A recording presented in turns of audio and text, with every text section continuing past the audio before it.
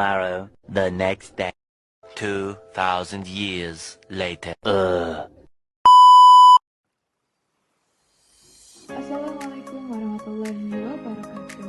Perkenalkan, nama saya Hilma Najib Aziza dengan NPM 0406612022. Saya dari program studi PGSD kelas 2B semester 2 di Universitas Garut yang akan memaparkan materi hasil analisis aspek kebahasaan dan kesastraan pada buku Bahasa Indonesia kelas 2 SD di bab 8. Simak ya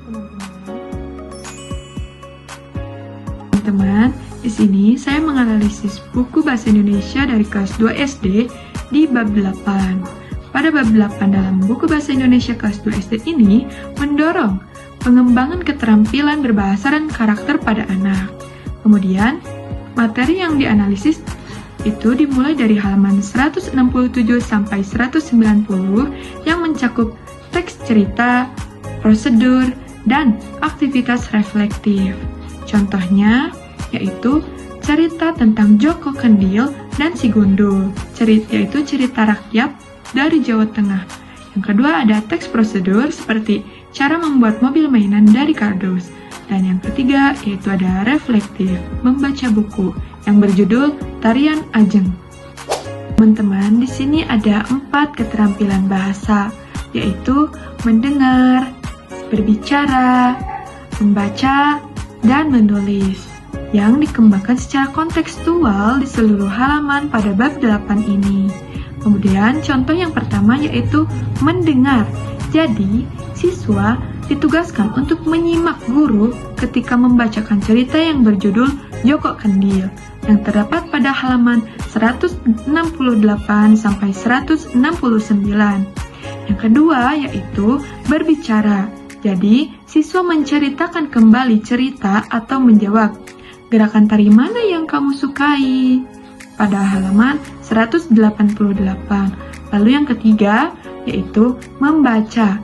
Siswa ditugaskan untuk membaca brosur kegiatan tambahan seperti menari atau futsal yang terdapat pada halaman 185. Kemudian, yang keempat, yaitu menulis. Siswa ditugaskan untuk menyusun kalimat dengan kata dan atau tetapi yang terdapat pada halaman 175 sampai 176. Baik teman-teman, kita masuk pada struktur kebahasaan. Jadi, struktur bahasa dianalisis melalui 5 unsur. Unsur yang pertama yaitu fonologi atau latihan bunyi. Lalu yang kedua ada morfologi atau bentuk kata dan imbuhan. Yang ketiga ada sintaksis atau susunan kalimat.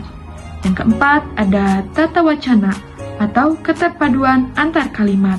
Dan yang terakhir kelima ada pragmatik, yaitu makna tersirat dalam konteks sosial. Lalu, contoh yang pertama yaitu ada fonologi. Di sini ada kata kendil yang mudah untuk dilafalkan pada anak-anak yang terdapat pada halaman 174. Lalu, yang kedua ada morfologi. Jadi di sana ada kata berimbuhan seperti memanah, bermain, dan mengejek yang terdapat pada halaman 169 sampai 172. Lalu contoh yang ketiga ada sintaksis. Di sana terdapat kalimat Rina suka melukis yang terdapat pada halaman 167. Yang keempat ada contoh dari tata wacana, yaitu ceritanya yang beralur runtut dari pengalaman hingga penutup yang terdapat pada halaman 173. Dan yang terakhir, contoh dari pragmatik. Jadi, siswa belajar pentingnya tidak mengejek teman yang terdapat pada halaman 170 sampai 171. Baik teman-teman, sekarang kita masuk ke aspek psikolinguistik dan sosiolinguistik. Jadi teman-teman, psikolinguistik itu berkaitan dengan bagaimana anak-anak itu dapat memahami dan memproduksi bahasa. Lalu, jika soal sosiolinguistik itu berkaitan dengan bagaimana bahasa dapat digunakan sesuai usia dan budaya. Selanjutnya, teman-teman, di sini ada aspek kesastraan. Jadi, kesastraan itu dianalisis dalam bentuk prosa anak, yaitu cerita pendek yang mendidik dan menggambarkan budaya. Kemudian, teman-teman, contoh yang ada dari buku, yang pertama itu ada prosa. Jadi, cerita rakyat yang berjudul Joko Kendil dan Si Gundul yang terdapat pada halaman 168 sampai 173.